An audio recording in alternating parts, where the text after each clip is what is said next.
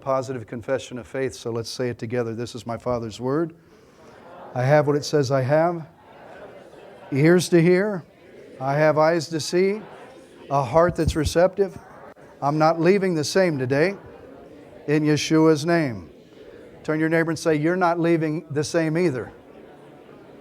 In Yeshua's name. Amen. Baruch hu Adonai hamvorach.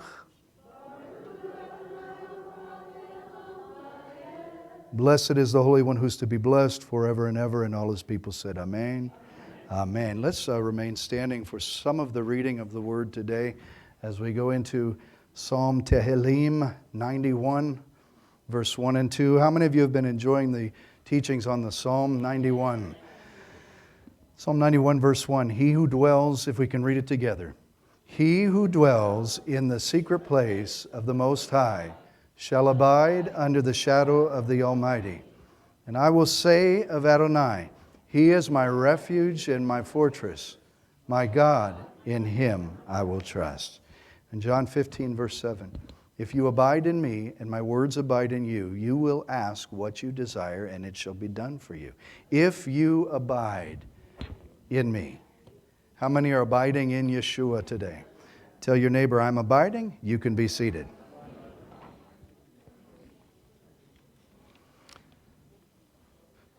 Let's review quickly what we learned last week according to Psalm 91. He who dwells in the secret place of the Most High, to dwell. He who dwells shall abide. The dwell is the Hebrew word to dwell and abide is yashab. Everyone say yashab. And so real quick, what we learned over the last several weeks is that yashab is not passive in a sense. Actually, dwelling sounds passive, but it's an active word. And that, what did yashab mean? It meant literally to find that secret place, to get into your place, to settle down. The Hebrew concept was to find a place of rest and settle down in that quietly.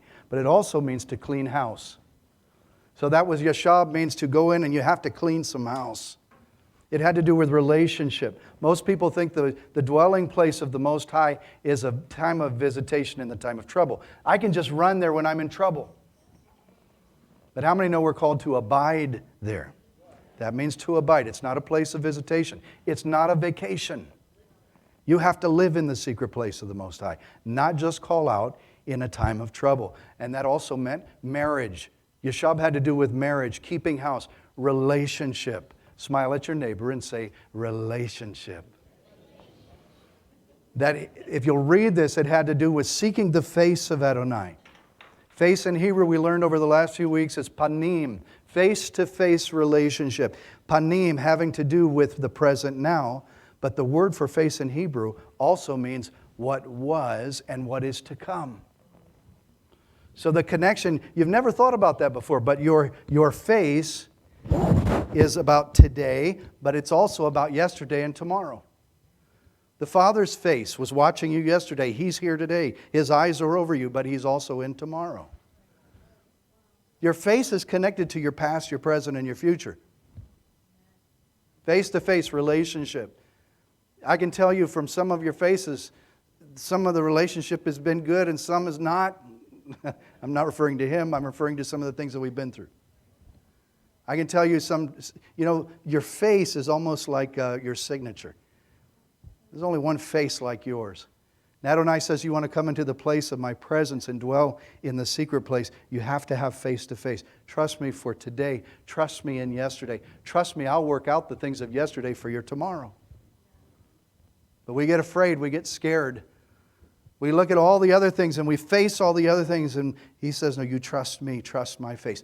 Face-to-face. Everybody say face-to-face. So we're called to abide in Him, to stay present with Him.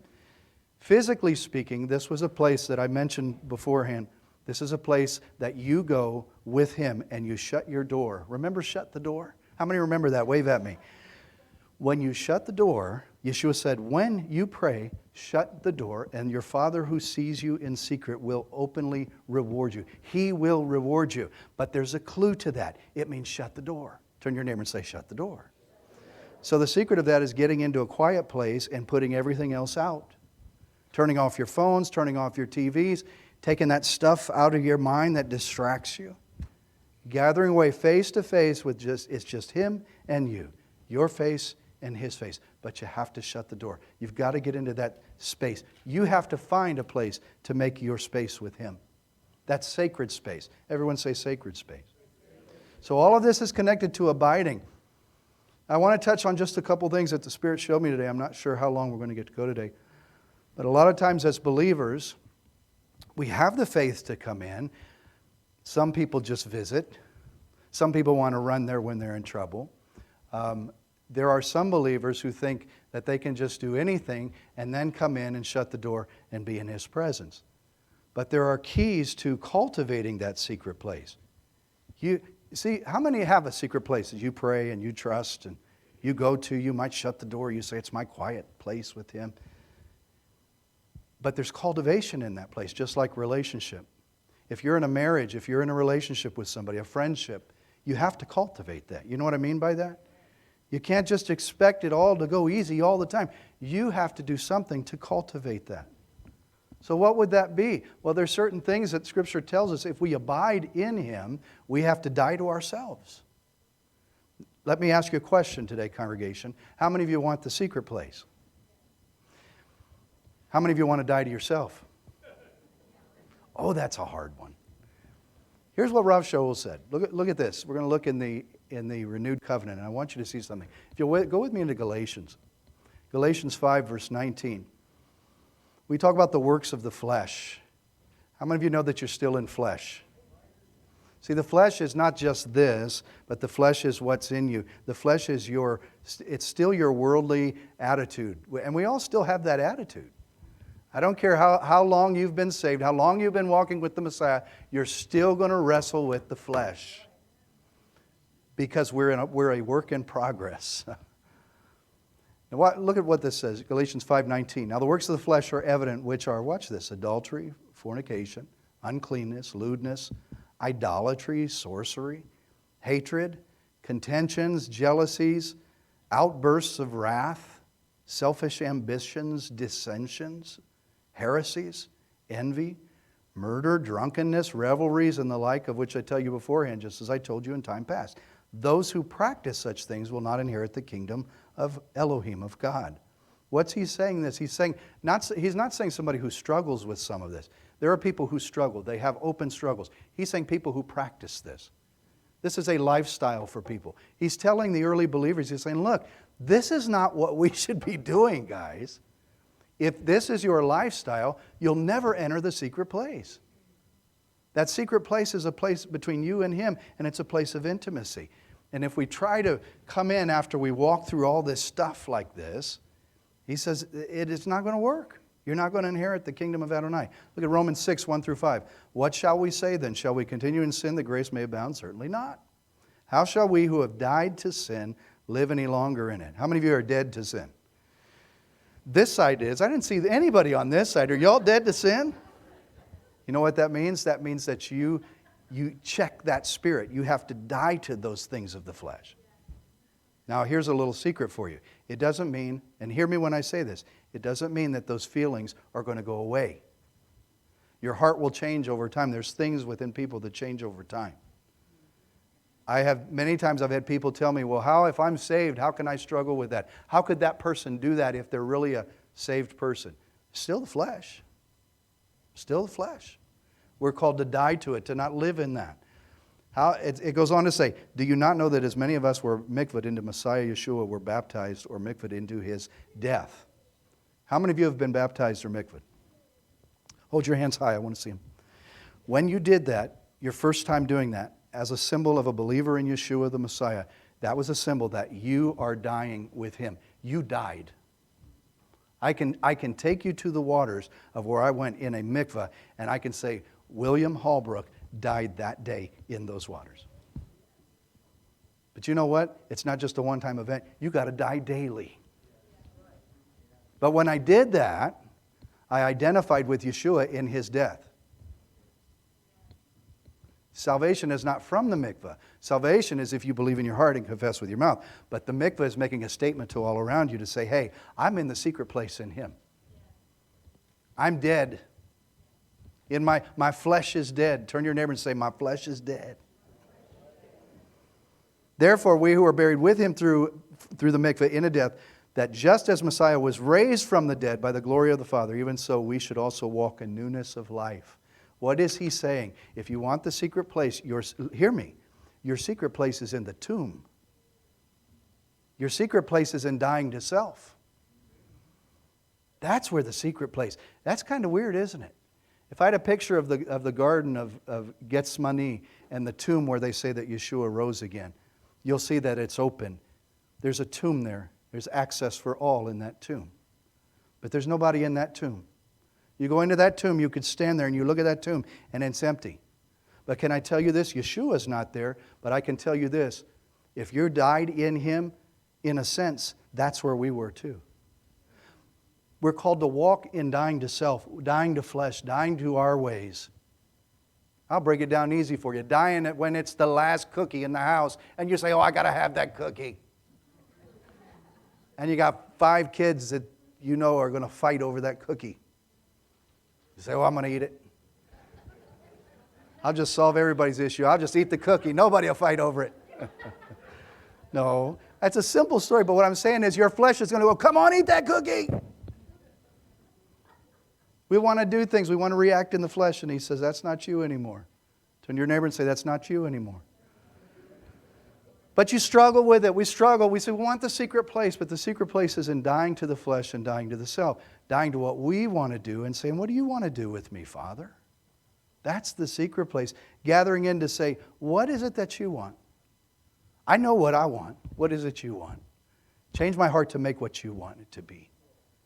What do you want? Sometimes that's so hard, especially dealing sometimes in people and relationships. And you know what you want to do. You know how you want to react. It's getting real quiet. Anybody else with me? But you have to always go back to that tomb and say, but wait a minute. I'm in the secret place of the Most High. But it doesn't stop there, because here's where it gets good. He raised him up. He who dwells in the secret place of the Most High. He raised him to the highest point, we learned. Psalm 110, you sit at my... Adonai said to Adonai, you sit at my side. You sit here until your enemies are at my feet. And we learn that the highest place is the Father's chair. How many were with us last week? The Father's chair is the highest and safest place you can ever be. No enemy can touch you. No spirit of hell can come into your place if you're seated in the Messiah, in the heavenlies. Doesn't mean that bad things can't happen, but it means that ultimately Yeshua is king over every situation. How many know that? Wave at me. About 4 of you. Okay, now we're going to go to something else. I want you to see this. Cultivating the secret place. Go with me to Psalm 63. That was just an intro. I want you to see something. Psalm 63, verse 1. We've learned that the secret place is a place where we hide away, that we connect with somebody, and that's the Father. We put things out, put things that don't need to be there away, close our doors, and get into our secret place. But watch this. I want you to see something. Does that mean all day? How many of you pray all day in your secret place? Wow. You don't do anything else? You go into your prayer closet, shut the door? See what I'm saying? I knew a little Korean lady years ago. Interesting that I met her. I was praying for her. I was living in a real bad neighborhood. And I was praying for our neighborhood because there was drug addicts and everything else. I was in college. Bad place, living with my aunt. And one night I came home. It was about 11 o'clock at night, 11:30. I came home, and as I get out of my car, and you know, cars are going up and down the street, and you always hear things, music, usually loud music and stuff. And I remember hearing voices, and these voices were praying very, very loudly. And they would pray in the Spirit, and they would pray in their language, and they would pray. And I heard these voices praying real loud. It was like 11:30, quarter to 12, and I'm thinking, in my neighborhood? Who's praying in my neighborhood? And I'm listening, and it was coming from the house across the street. And there were some little Korean ladies that were visiting people and praying and lifting their voice very loudly. As I got to know these people, it was transforming the neighborhood. It was amazing. But as I got to know one of the ladies, she said, my husband's frustrated with me. And I said, your husband's frustrated with you? Why? And she said, because, I pray. And she says, I'll pray I'll pray 8 hours. I'll go into my house. I'll pray 8, 9. She'd pray 9, 10 hours a day. Shut the door and pray 8, 9, 10 hours a day. Now listen, that may be okay for some folks, but if you have family and responsibility, how many of you know not all of us can do that, right? There are times that He calls us to go in and shut the door. And then you get up and you go do your responsibilities. But watch this. There's certain times that He'll call us to pray. You can pray at all times. We can pray right now. You can pray driving. You can pray without ceasing. But there are times to go into your secret place and shut the door and seek His face. Are you all with me on that? Because I want to be clear on that. You can always pray. But there's a place that you need to have in your house where you go in at a specific time and you say, that's me and Him and nobody else. And you shut the door. David found that secret place. Yeshua found that secret place. And let me tell you, I'm going to read you just a couple scriptures. Psalm 63:1. O Elohim, O God, you are my God. Early will I seek you. Everyone say early. My soul thirsts for you. My flesh longs for you in a dry and thirsty land where there is no water. Early shall I seek you. Look at Psalm 108, verse 1 and 2. O God, O Elohim, my heart is steadfast. I will sing and give praise, even with my glory. Awake, lute and harp. I will awaken the dawn. Say this with me. I will awaken the dawn. Say it again. I noticed something. As I have been preparing for this and teaching on this, I've noticed something. The Spirit is waking me up in my heart. He's getting me up before the sun even gets up. Is that anybody else? Wave at me if that's you. Hold your hands high because I want to see. It's strange. I wake up and I'm like, okay, I'm awake. Why am I awake? So I lay there for a while. Your flesh goes, oh man, you got a couple hours. You got hours left. Go back to sleep. And the Spirit of Messiah will say, why don't you pray? Why don't you pray? And so I'll lay there for a while, fight that flesh, and then it's time to say, well, guess what? I'm going to get up because there's no use in just laying here. And I find myself getting up and praying in the morning before the dawn. David understood the key, some of the key and the concepts to the high place or the secret place of the Most High is waking up before any events of the day and seeking His face.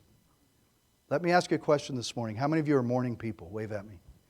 How many are evening people? That would be me. I'm not a morning person, guys. I'm a night owl. My wife will tell you, she's the morning person. I'm the night owl. I like to stay up when everybody else is in bed and pray, and that's okay. But He's been waking me up. He woke David up. He would awaken. That Spirit would wake David up to say, get up and seek my face early. There's a reason why, and I'm going to share with you today, why the Spirit of Messiah is waking us up early in the day, before the sun rises. There's something called the third watch. Say that with me, third watch. How many of you know that within the Hebrew tradition that there were 3 times specifically? This is that third watch. Before the sun would rise up, we're called to pray. Do you know that Yeshua did that? Let me read to you from Mark 1, verse 35. Now in the morning, having risen a long while before daybreak or daylight, Yeshua, He went out and He departed into a solitary place and there He prayed. Yeshua would get up early in the morning before anyone else would get up, and He would find that secret place to pray. No distractions, nothing happening around Him. It was just Yeshua and the Father. When Mark mentions this, let me remind you just a little bit of this history of this day. Beforehand, Yeshua was teaching Shabbat. He was teaching in the synagogue on that Shabbat, the day before. The day before, He was healing Kepha's mother-in-law. The day before, He was walking through the crowds. He had fellowship. He had dinner with the people. It was a busy day for Yeshua. He taught. How many of you know that when you teach and when you fellowship with people, it's a busy day? Then He goes into Kepha's house. He has dinner, and I'm imagining that there were people all around Him all day long. I can only imagine. So now the time comes for Yeshua to sleep. And He does sleep, but He wakes up early. It was not a long night. Yeshua seeks the face of the Father early in the morning, just like David. Yeshua is the son of David. So just as his father David did, Yeshua gets up early and he seeks the face of the Father before sunlight. going to show you a concept here that just amazed me as I read this. Go with me into Psalm 110. I want you to see something. Psalm 110, we read of that last week, and it speaks of the secret place of the Most High being the Father's throne. Yeshua wakes up and he chooses prayer over sleep. Say this with me. Choose prayer over sleep. Turn to your neighbor and say, choose prayer over sleep. I'm hoping some of you look kind of sleepy. I'm hoping right now you choose to pray over sleep. There's something to be said about pushing through and praying versus sleeping. Listen to me. Adonai loves His beloved. He gives rest to His beloved. He gives sleep to His beloved. But there are times when we are called to press through and get up before anybody else and pray and push through. I'm reminded of a story where Yeshua gathered His Talmudim around Him and He said, pray with me. Come pray with me. So they all gather around Him and He's praying to the Father. He looks over and these guys are they mighty prayer warriors?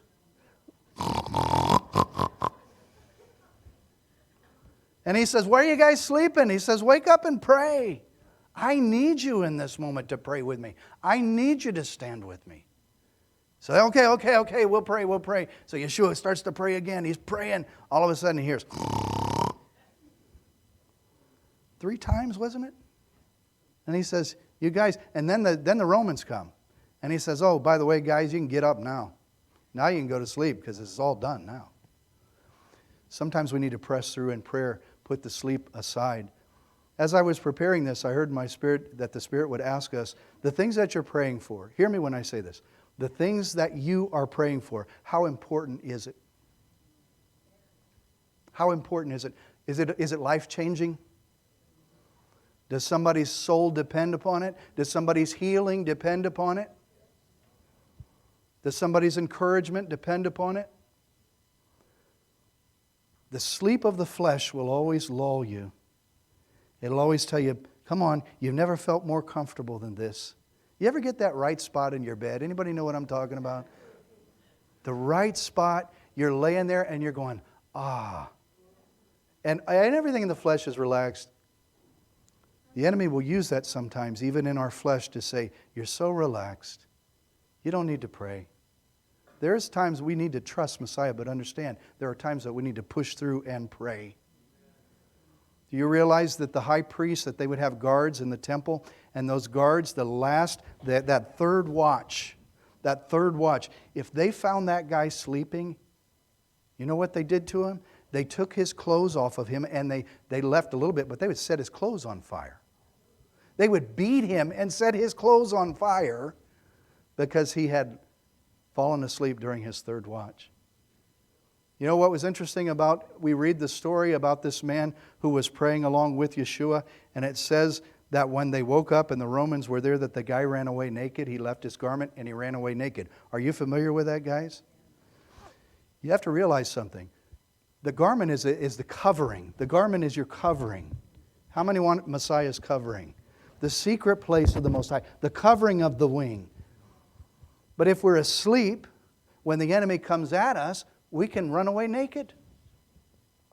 I don't want to be naked. I don't think you guys want to be naked. That means you press through. Be clothed in this season. Yeshua tells us in the book of Revelation, and I encourage you to come out and continue that series with us on Tuesday nights. We're still in chapter 1. We'll be continuing that this Tuesday, Adonai willing. But there's a portion in there where it talks about, lest you be found naked. When He comes, lest you be found naked. That means that you're not even prepared. When they are rewarded in the heavens, that they're going to have a robe of righteousness. The robe is the picture of the tzaddikim, the saints, the righteousness. They fasted, they prayed, they pressed through. They didn't give up. How important is prayer to you? Is it more important than sleep? Prayer is more important than sleep. You say, Rabbi, it's too hard for me. It's too tiring. You don't understand, Rabbi. But that's where you call on Him to say, help me to do this. Because if I could tell you this, if I could do it in my own strength, It'd be great. I can't do it in my strength. You can't do it in your strength. That's why we're dependent upon the Messiah. Aren't you glad that you're dependent upon a Messiah? Because He's doing it through you. There will be times where you'll say, I'm awake, I don't even know what to pray for. He'll say, you get into your prayer, you get into that secret place, and you just trust me, and you start crying out. Cry out. Just start crying out, praying. He'll put pictures in your mind of people. What about this one? Oh, yeah, Father, I lift that person. What about that one? Oh, yeah, I lift that one up to you too. There's times where He'll gather me in that, and I'm not saying this to brag on me. I'm just giving you examples. There's times He'll take me into that place, and not all the time, but I'll go into that place, and He'll begin, as I sit there, He'll begin to show me pictures of you. Pictures of you, pictures of your kids, your grandkids, pictures of people who have come through the doors that don't even come anymore. He'll show me their faces. And I'll say, yeah, Father, take care of that one, bless that one, help that one. Listen for what the Spirit says. That's all about relationship. Everyone say relationship. Yeshua gets up early in the morning. We're coming back to this. He gets up early in the morning and He seeks the Father's face before the sun rises. Say that with me. Before the sun. Say it again. Psalm 110 verse 3. We're going to get into a little nugget here because I want you to see this. Now Psalm 110 verse 3. Your people shall be volunteers in the day of your power. In the beauties of holiness, from the womb of the morning, you have the dew of your youth. From the womb of the morning, you have the dew of your youth. Everybody say, womb of the morning. The womb of the morning is that place where, when you talk about a womb, in Hebrew the word for womb is rechem. Rechem, if you were to say of the womb or from the womb, it would be marachem. Everyone say marachem. It's interesting because it has water in it. Rechem, the water. And ladies, how many of you have ever given birth? Then you understand that in the womb there's water. There's water. And that thing that is conceived in you, there's water. But the womb is a dark place. There's no light in the womb. David said this, when I was knit together in my mother's womb, I was skillfully knit together. All my cords were brought together, but nobody saw it because it was in a dark place. It was a secret place. It was the hidden place, the secret place. Do you realize that the Most High has a secret place, and it's called the womb? The womb of the morning. This was a place before anything else was happening. And think about the word room, marechem, of the womb. Everyone say rechem. That word also has to do with mercies. Rechem means mercy in Hebrew. Womb, mercy. It's the mercies of the womb.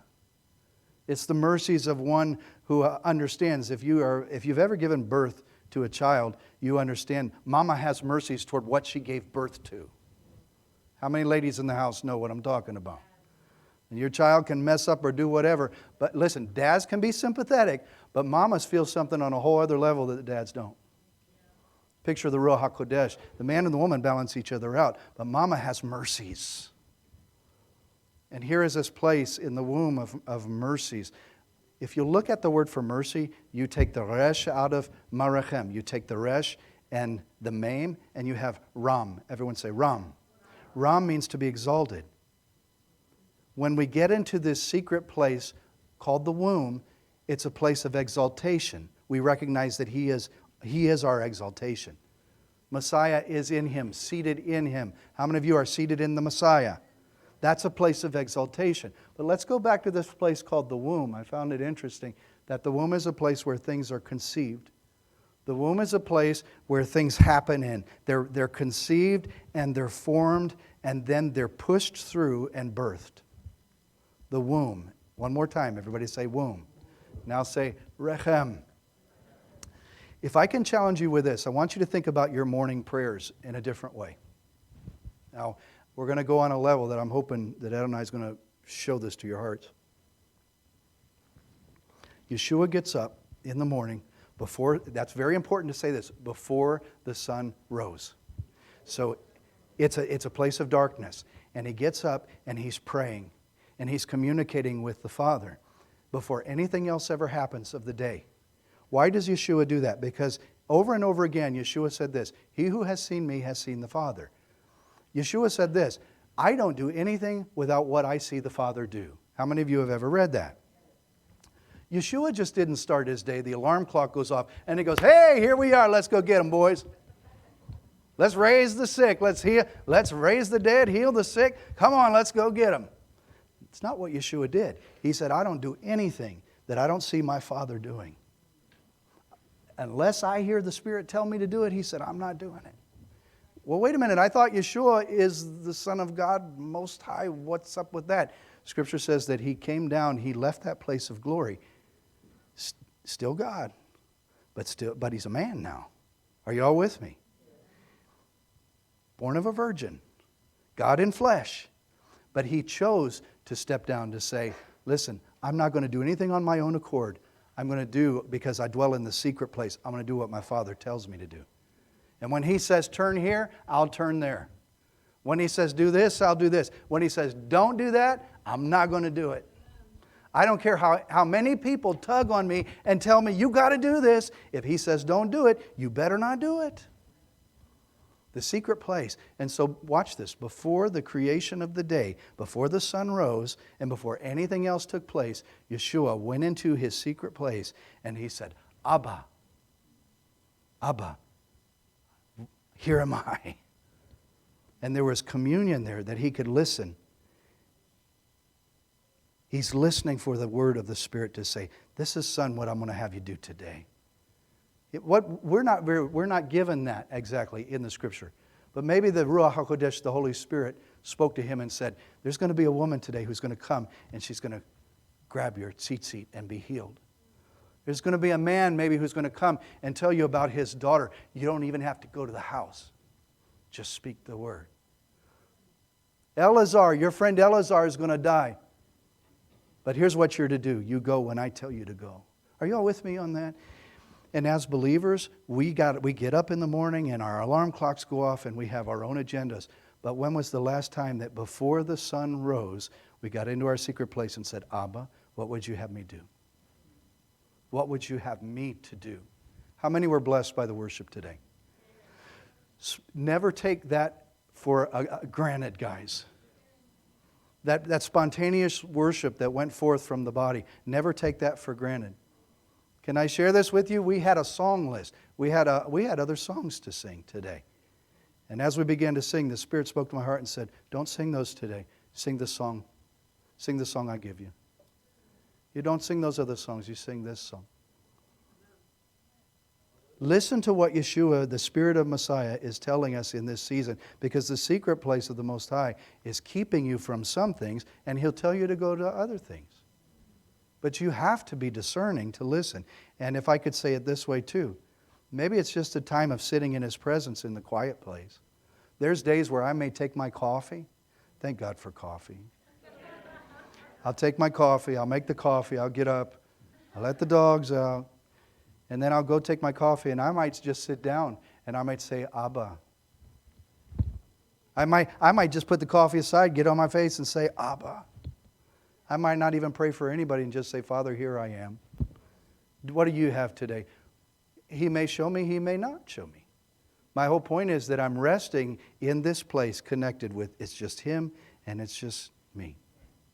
The secret place of the Most High. Yeshua knew this secret place. He came to this secret place. I'm going to take you to another level in this. Genesis 1. There's another place I want you to see this. Genesis 1, Bereshit 1, 1 through 4. "In the beginning, Elohim, God, created the heavens and the earth. The earth was without form and void. Darkness was on the face of the deep." Everyone say darkness. In the Hebrew, darkness, confusion, tovu vevohu. It was dark. It was dark. There was no light. Watch what it says. "The Spirit of Elohim was hovering over the face of the waters, and then God said," Elohim said, "Let there be light," and there was light. "And God saw that the light was good, and God divided the light from the darkness." God saw that the light was good. God said, Elohim said, "Let there be light," and there was light. And He said, "It is good." Now, let me share you a little secret. If the sun and the moon and the stars, but specifically the sun, was not created yet, what light is he seeing to say, let there be light? And there was light, and he says it's good. You want to know what the rabbis say? You see, listen, here, I'm going to give you just a little nugget. You're not going to hear this taught in your ordinary congregations down the street. But I want to share this with you because I want to encourage your hearts about the secret place. What was that light? Let's see what the rabbis say, if we can, Pastor Luann, about the light. If you look, the rabbis I'll come down and read it, but the rabbis, the Orthodox rabbis, and I'm not even talking about the rabbis who are saved. The Orthodox rabbis say that that light that manifested is the light of Messiah. It's a hidden light. Everybody say hidden light, but it's the light of Messiah. Now watch what the rabbis say. The Orthodox rabbis of past centuries considered Messiah to be the center of the whole creation. The Messiah is discussed in the context of light in the Genesis account. According to the rabbis, this special light was created before the sun, moon, and stars. Now watch what a rabbinic medieval, and you listen guys, usually I don't quote this, but you need to understand how the mindset of this light. Watch this. God saw the light that it was good. This is the light of Messiah to teach you that God saw the generation of Messiah and his works before he created the universe. And he hid the Messiah. Everybody say he hid him. Amen. He who dwells in the... Where did the secret place originate? With the Messiah. And God hid him away. Now watch this. It says this, under his throne of glory. He hides the Messiah in his throne. Now watch. Satan asked God, Master of the universe, for whom is this light under your throne of glory? And God answered, it is for the Messiah who is to turn you backward and who will put you to scorn with shamefacedness. Wow. And these are rabbis that don't even know the Mashiach. What was the light? The light is considered to be the two things, the Messiah himself and the works of the Messiah. And watch this. When God saw it, watch this, he said, that's good. What you're going to do, son, the works, this is the day. This is the day that the Lord has. You know what we were singing? This is the day when the sun rises and Yeshua steps up on the scene. This is the day. He's brought salvation. Today is the day of salvation. Yeshua is my light and my...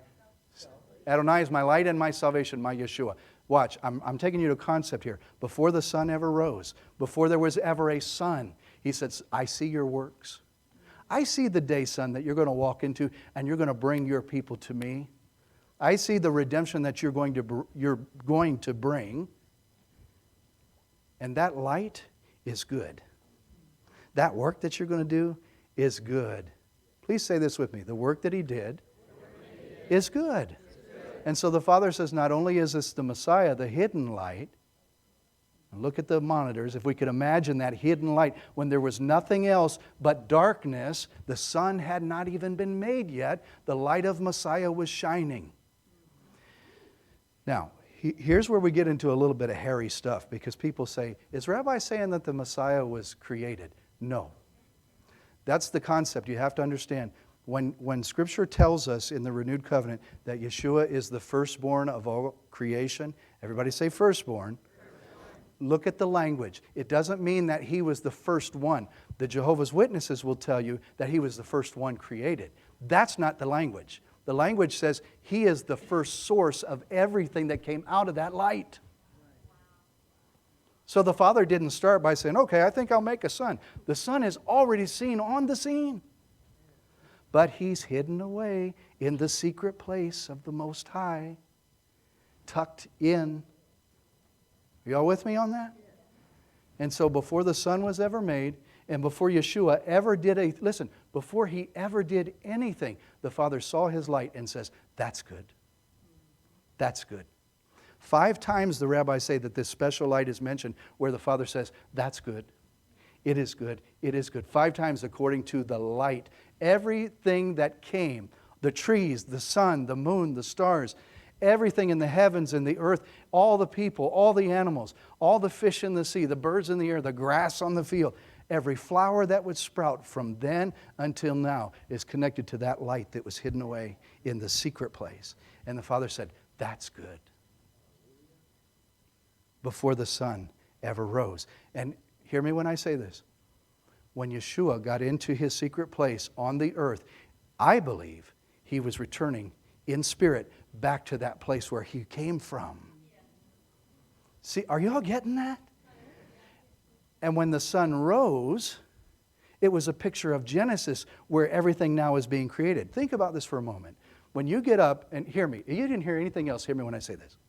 When you get up in the morning and it's dark out, nothing's been done yet. Kind of like Genesis.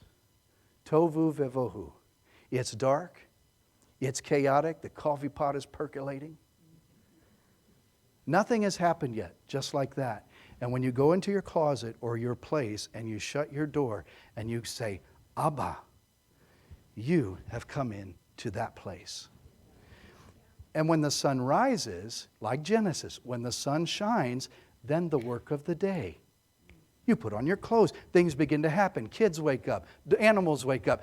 People are being fed. You put on clothes. You go out. You do your jobs. That's the work of the day. Yeshua said, work while it's still daytime. That's the work of the day. Are you following me? But before anything ever happens, you have to get into that secret place before the sun rises and you decide, I'm going to do my stuff. You go back to that secret place with Yeshua and you close that door and you come into that place before creation, guys. You all should be getting excited about this. Do you realize that you have an opportunity to be in the very place in Genesis where he is and was?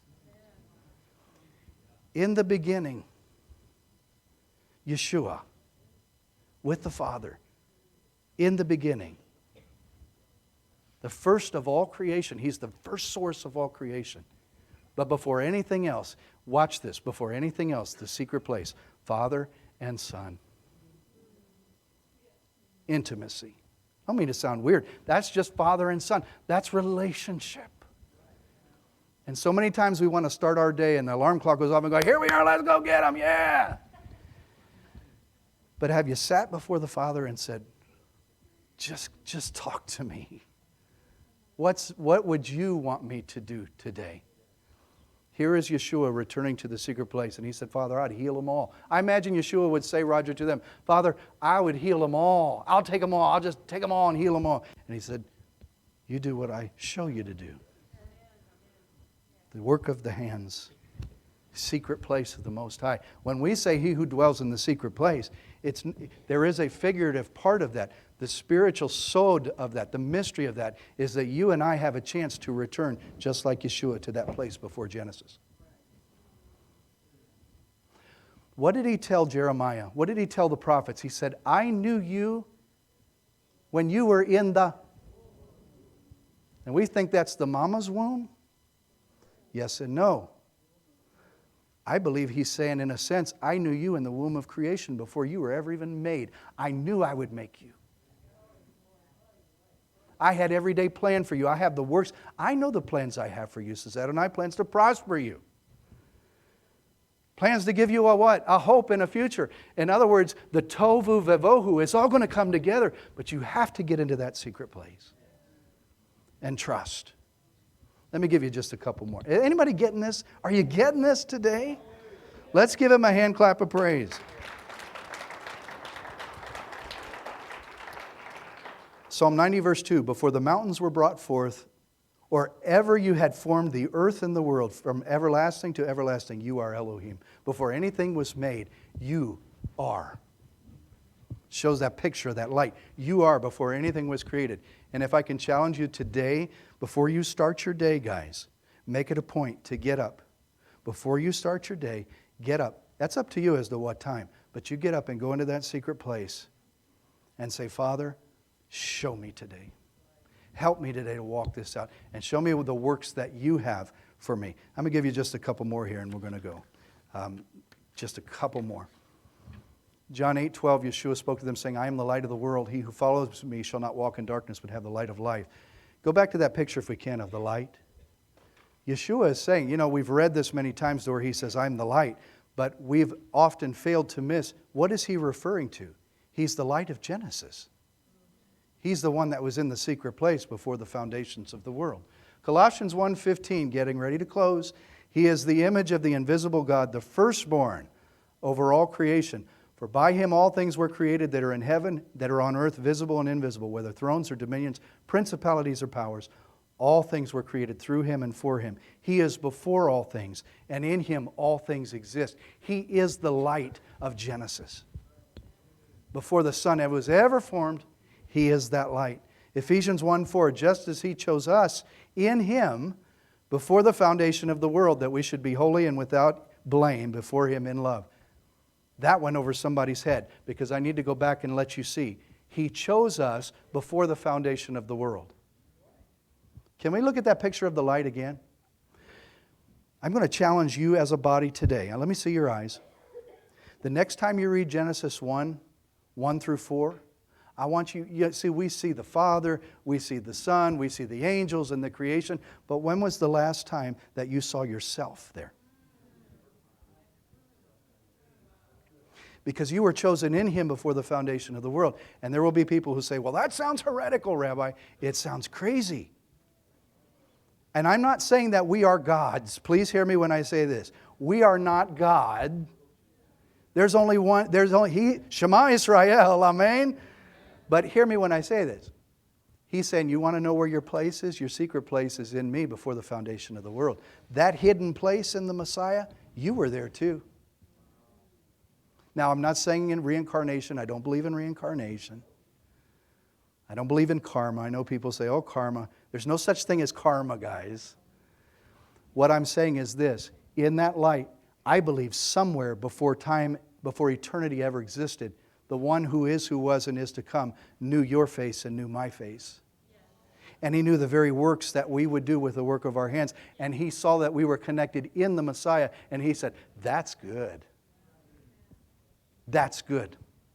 Oh, you see what my son's going to do, what my daughter's going to do? That's good. That very first time that He uttered, it is good, it was all connected to Yeshua. And if we're connected to Him, the stuff that we do, it's good.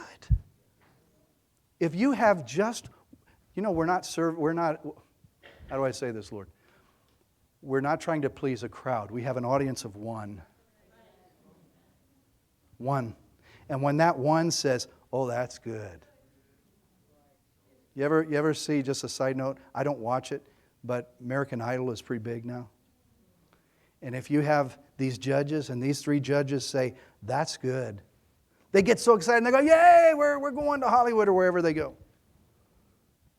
People get so excited about 3. What about the one that says, it is good? Get into your secret place. Remind yourself that the secret place is in Messiah. Jude 25, to God our Savior, who alone is wise, be glory, majesty, dominion, and power, both now and forever. If you read it in the language, it says before creation. Before creation ever existed. To Him be glory forever and ever. The things that we do when we get into our secret place, say, Father, may our hands bring you your glory today. I want to close with Isaiah 61, 1 and 2. Michael, would you please come? Yeshayahu 61, verse 1 and 2. The Spirit of Adonai, of Yahweh God, is upon me, because Adonai has anointed me to preach good tidings to the poor. He sent me to heal the brokenhearted, to proclaim liberty to the captives, the opening of the prison to those who are bound, to proclaim the acceptable year of Adonai, the day of vengeance of our God, to comfort all who mourn. And it goes on to say, if you read Isaiah 60, arise and shine, for your light has come, and the glory of Adonai is upon you. Though there's going to be thick darkness over the world, there's going to be tohu vevohu, chaos over the world. People are so afraid right now. They're afraid of the coronaviruses and all the stuff going on. Earthquakes shaking the world, weather patterns going crazy. But He says, the world will experience thick darkness, but you are called to shine.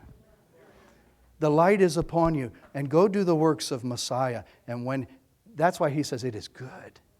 You're connected to that. It is good. Think about that this week. Would you stand? I want you to think about that this week when you get into your secret place. It is good. Turn to your neighbor and say, it is good.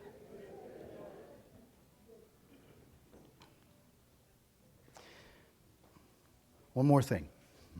You know what they say.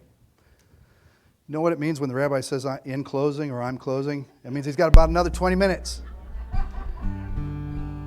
The womb is a place of conception, right? Genesis is a place of conception, the womb of eternity.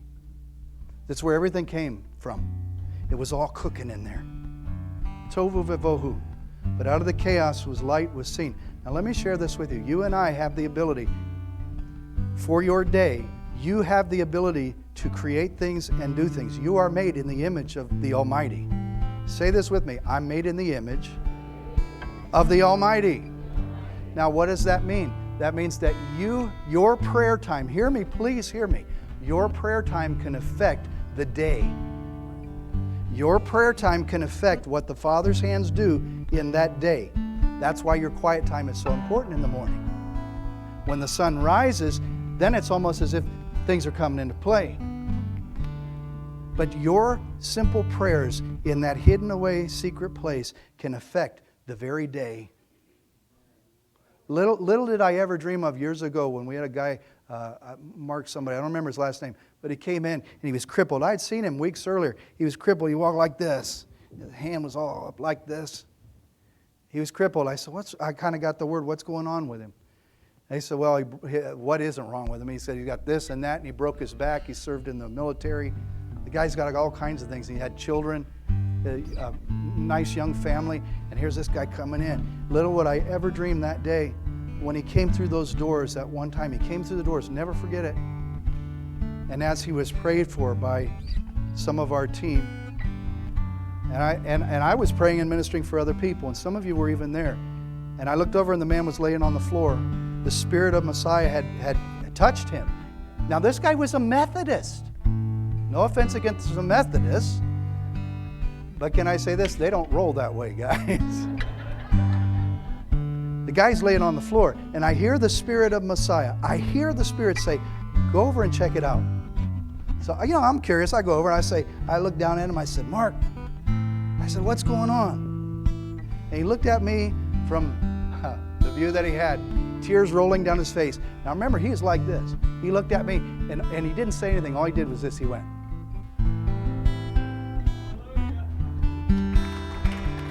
So I said, Mark, I heard the Spirit say, get him up and walk him. Now the guy has, he's like this. So, but not anymore. This is free. So get him up and walk him. And I said, Mark, can we walk? He looked at me and he said, but Rabbi, he said, I don't know. And then I saw his countenance change, and he was determined. He got up, I took him by the hand, and we began to walk slowly. And I heard the Spirit say, walk him. I don't understand this, guys, but the Spirit said, walk him 7 times around the congregation. And I began to walk him. And I walked with him, and I took my time. Most of the people are in the other room eating one. So this wasn't like a full-blown thing.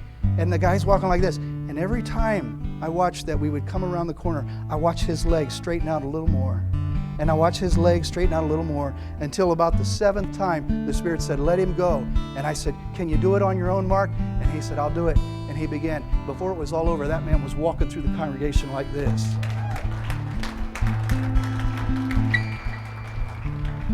Your prayers in the secret place can affect the people around you. You have to understand that. Get into your secret places. Trust the Messiah for what He'll do. He'll use you guys. That's what He wants to do. We're made in the image of Adonai. Let's change the things around us. Change the atmosphere around us. Change the people around us through our prayer. And a change in us as we go into the secret place. Amen? Abba, Father, just lift your hands. Abba, Father, in the mighty name of Yeshua, we thank you for the secret place found in the Messiah. I pray, Father, that you bless your people and draw us close to you. Draw us, Abba, to that secret place.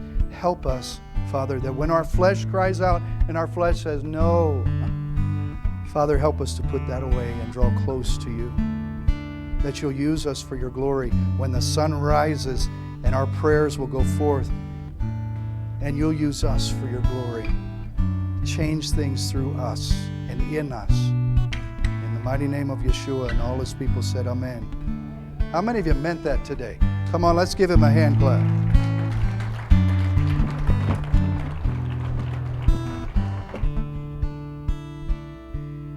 Let me pray for you this morning and say the blessing here.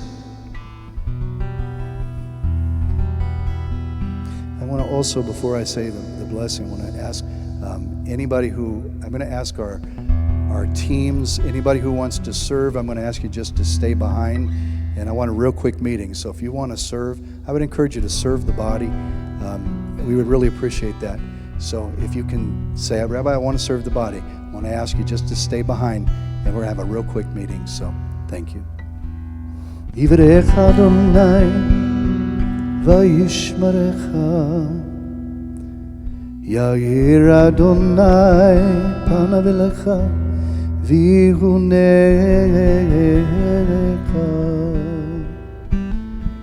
Yisai Adonai panav elecha v'yesem lecha shalom. May Yahweh bless you and keep you. May Yahweh lift his countenance upon you and be gracious to you. May he lift his face and shine on you. Give you shalom in the face of Sar Shalom, the Prince of Peace, the mighty one who's able to save. In Yeshua HaMashiach. And all his people said, Amen. Amen. Shabbat Shalom. Are you blessed today? So don't forget your secret place in the Most High. Blessings to you guys. Shabbat Shalom. If you need prayer, you can come